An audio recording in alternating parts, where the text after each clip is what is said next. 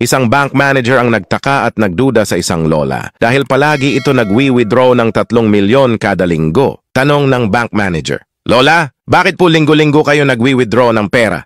Ano ho bang trabaho nyo?" Sumagot yung lola, "Wala ho, napalanunan ko lang ito sa pustahan." Di naniniwala ang bank manager. "Ano ho bang pustahan yan?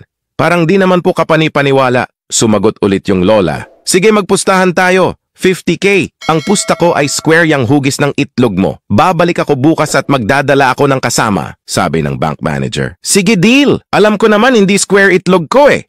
"Malalaman natin bukas," sagot ng matanda. Kinabukasan bumalik ang lola at may dalang kasama. Hinubad na ng bank manager ang kanyang pantalon. At hindi hugis square ang itlog nito kaya binigyan ng lola ng 50K ang manager. Sabi ng bank manager, "Paano ho kayo nagkakapera dun eh? Talo naman kayo." Bumulong yung lola, "May pustahan din kami nitong kasama ko. Sa halagang 500K, ipapakita mo ang itlog mo sa amin."